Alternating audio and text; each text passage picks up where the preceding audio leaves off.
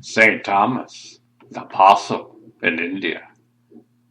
After the departure of Jesus from Israel and the empowerment bestowed on the apostles at Pentecost, it was decided they would separate and go throughout the Mediterranean regions, teaching those who sought the revelation of their own Christhood. Accordingly, 11 of the 12 apostles and many of the 70 determined through deviation where they should go and preach the good news of Christ. One alone did not participate in this, and that was Judas Thomas, called the twin. His assignment had been given by Jesus himself. Thomas was to depart for India, where he would live with Jesus and those great masters who had taught Jesus before him. For Jesus had destined him for a work completely unlike that of the other apostles. He was indeed to become the twin of his master, perhaps the most true in his likeness to Jesus both inwardly and outwardly. It is a matter of record that Judas Thomas was also physically identical to Jesus. This was unusual, but not impossible, or even unknown, since he was a cousin of Jesus, as were most of the apostles. In the 40 days between his resurrection and his leaving Israel, Jesus had fully outlined to the apostles and disciples how they should teach others who would be spiritually be his disciples through them. But in India, Thomas was to teach and follow the purest Dhamma, as had Jesus before him. So overwhelming did his task seem to St. Thomas that he tried to avoid this mission. It was not long before a government official from India came to Israel to find an architect for his king, who advised a palace, who wished a palace built by artisan from the land of the renowned Hiram Abef, whose construction of the Temple of Solomon was known throughout the world. Jesus manifested in a physical body and sold St. Thomas to the man as a slave, giving him a signed document to that effect. When confronted with this document, St. Thomas abandoned his resistance and left for India, where he did in truth follow the steps of his master and became his twin in all things. In the life of St. Thomas, written by the Christic Gnosis Bardacian, based on letters written by St. Thomas, perhaps to his Persian disciples, he is referred to as the twin brother of Christ, apostle of the highest, who shares in the knowledge of the hidden word of Christ, recipient of his secret pronouncements. Regarding the records of Jesus' life that he found in the Hema monastery, Noterick wrote this an interesting remark in relation to St. Thomas. The scrolls may have actually been spoken by St. Thomas. Historical sketches have been traced by his own hand or under his direction. In the Himalayas, St. Thomas was united with Jesus until he received the inner call to return to the West for the impending departure of the Virgin Mary from this earthly life. Just as he's been separated from his brother apostle for a special mission, so he was in the final hour of the Virgin's life. For he did not reach Ephesus in time to be present at her going forth from the body, but only came there on foot the third day after her burial.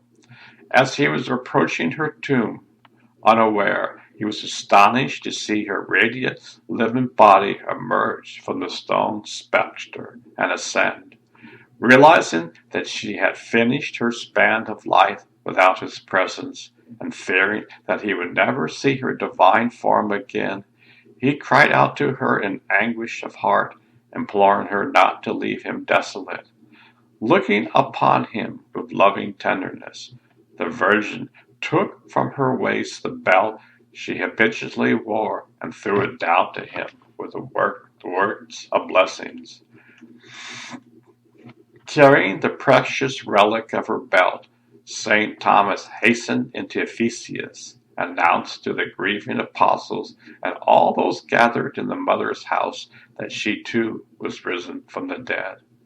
Wherever he had doubted the good news of Jesus' resurrection and received proof of its reality by touching the resurrection body of his Lord, now it was Thomas who gave physical evidence that Mary too was alive evermore. Revelation 1:18.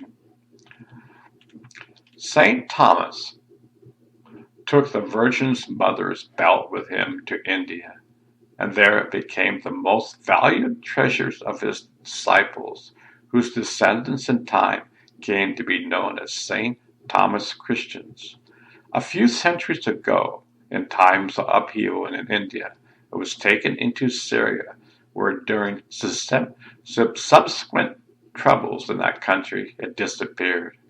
About 30 years ago, the present head of the Syrian Jacobite Church, Patriarch Zavara, felt an intense urge to find the belt and began studying the ancient records concerning it. Noticing that one of the handwriting books he consulted had an unusual thick binding, he was inspired with the thought that the belt might be hidden there. Cutting it open, he found the prize, whose simple touch began to work great miracles. Most of the belt has been returned to India and enshrined in a great church where every Saturday, the day sacred to the worship of the mother aspect of God in Hinduism, thousands of Christians, Hindus, and Muslims gather for the sacred Eucharist and prayers to the Virgin. The miracles granted are beyond number. When I visited the shrine one Saturday as the guest of its administrator, Bishop Gregorios, who preached on the subject of the concept of supreme power, the divine feminine in Hinduism, Christianity, and Islam, I witnessed this wonderful demonstration that it is worship and not theological that can unite the adherents of all religions in love and harmony. Bishop Gregorios also spoke of Makashti being the same as the Holy Spirit and the Virgin Mother as a perfect reflection of the Holy Spirit. Before returning to India for the fulfillment of his commission from Jesus, St. Thomas went to visit the Assyrian communities of Israel, urging that some of them come with him to India to both escape the imminent destruction by the Romans and to help him in his spiritual work. Many did so, and a company of Assyrians, headed by St. Thomas, arrived in South Indian Kerala in 52 AD. These Assyrians started several villages in the same area. At the end of the 20th century, these sites were excavated, and many coins like those found in the Korean caves were unearthed. A Hindu Brahma family near the town of Pilir, Kerala, has a document of family history, what is written in the Kali year 52 AD. The foreign Thomas Sanasa came to our village and preached there. It is noteworthy that St. Thomas is described as a Hindu monk, sannyasa, when he would have to have been if he'd been truly followed in the steps of Jesus. Ancient records say that frequently Jesus was seen in South India and mistaken for St. Thomas. He and St. Thomas were sometimes even speaking together. Apparently, Jesus occasionally came down from his Himalayan abode to visit St. Thomas and supervise his work.